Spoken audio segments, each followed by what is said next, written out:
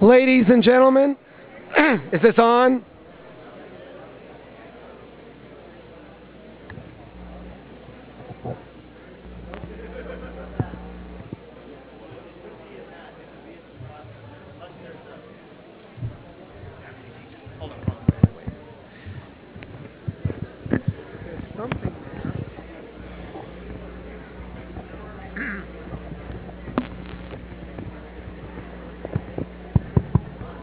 Test.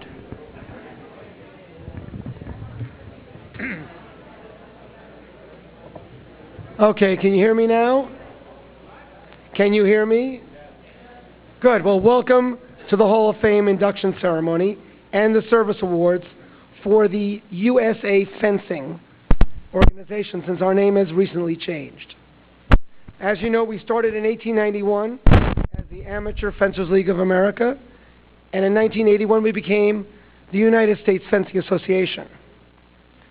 Now we're USA Fencing, but many of us are still here from the old name. We've stayed anyway. They're not going to replace us yet.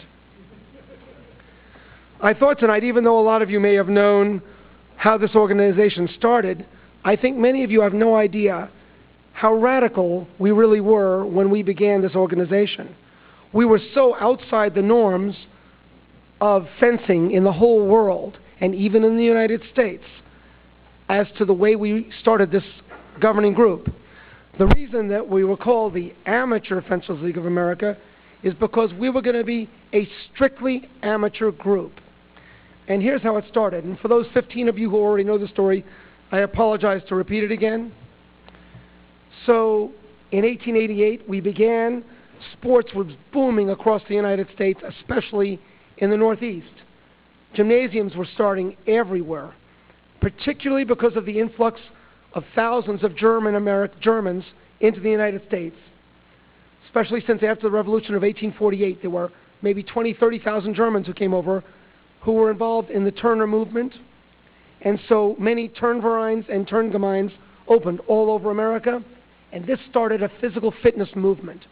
The first gymnasium started in Massachusetts by a German, and gymnasiums everywhere, sports clubs, everything. And it was a sports craze in the 1880s. The Amateur Athletic Union was founded in 1888, and one of its premier leaders was a world-renowned athlete named James E. Sullivan. They founded it at the New York Athletic Club.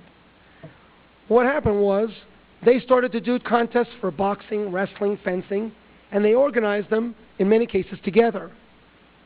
They took many of the fencers who existed from the New York Athletic Club and the New York Fencers Club and said, we're going to do a direct elimination tournament. You're going to be over there. Boxing's going to be over here. And they set up these tournaments. They did this for 4 years. The fencers were mostly very, very, very wealthy, sort of, I guess, to describe them, well, snobby, affluent, highly educated people.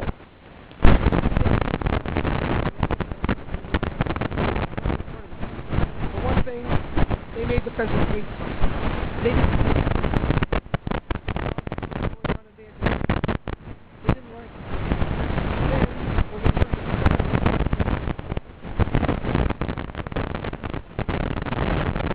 the fencers straight out for and said, that wasn't fair. I got it. This, and we got that wall, and there's the fencers for choosing. That's not fair. This should be cool.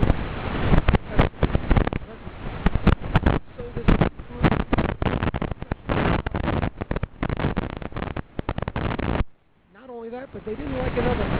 They didn't like anyone. But they didn't like who's going to referee them. So they didn't like coaches to be like coaches.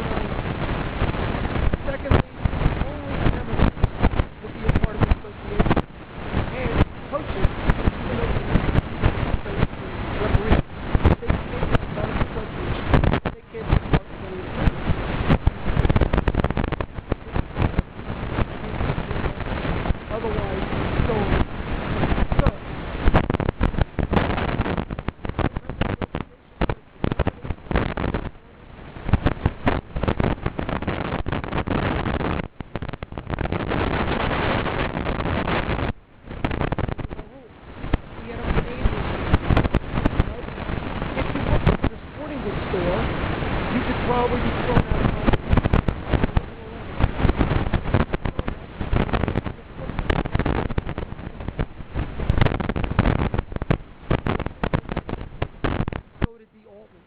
anyway, so you could be thrown out for that.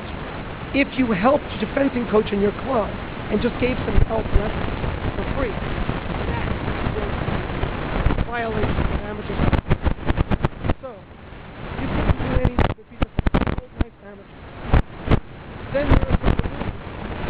If a person attacks you and you moved a little bit and hit, no time. That's a violation of the general rules of amateur because you tried to avoid the touch. Not very honorable.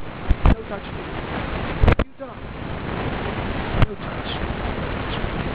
If both miss on the first and then you take the arm back and got him,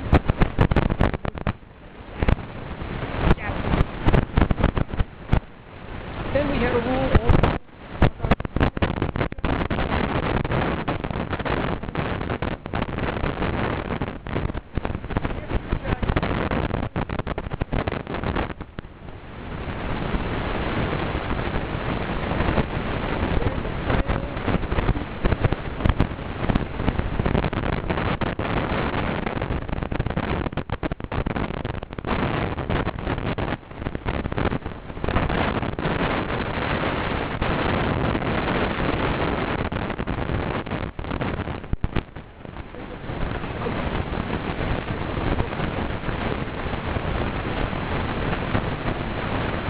anyway, you know that girl. So, they get to push her back. Anyway, so if your form wasn't good, you lost. So this is the way it would work. The form, let's say you were beaten 5-4. And the form was over, the judges would confer. And if they decided to do it, then it's one that the guy was 5-4. Back to 4-4. And that's another time. So, you can imagine how popular this is. So we did this. And one more amazing rule. Because the censors were so upset, they felt that censors winning. That was too proud. So we believe that you have to show demonstration of if you just try to win. So you had to always be demonstrating, no matter what pressure the company is, you're exhibiting skills. This is our organization. So the first Olympics starts 1896 in Athens. Did we go? No, we knew that other people had lousy rules. We don't like that. We're not going. 1900, in Paris. Did we go? No, like 3 people who never entered a tournament in America ever. George Mason found this. They just went over and entered. Of course, they were killed.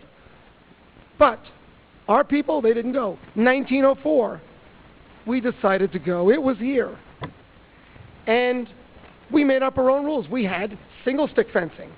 That was competed twice in America. It was had in the Olympics 15 like that. How many of the countries entered? None. We took all 3 medals. Only 3 people entered from New York. But we had this gentleman thing going on. So one of the things that confused people for years in fencing was that rule book and history Olympic books show the Cuban team winning with 3 men in the men's foil team in 1904 Olympics. They were Manuel de Diaz. He was a Boston fencer, but he was a Cuban national. Fenced at the BAA. Then there was Ramon Pons, the great Olympic gold medalist, came from Cuba, and they didn't have another Cuban. So what did the New Yorkers say?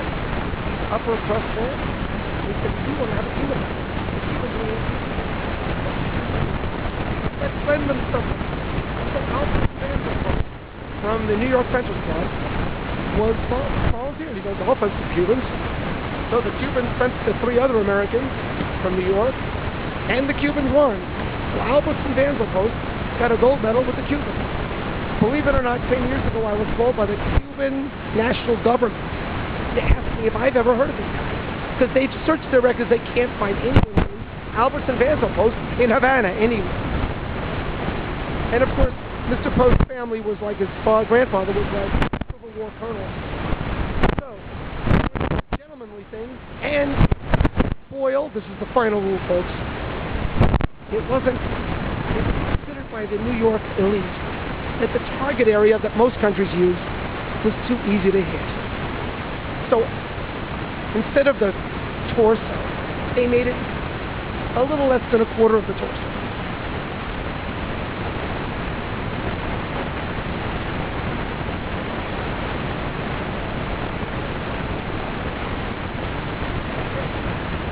So we had it called the median line.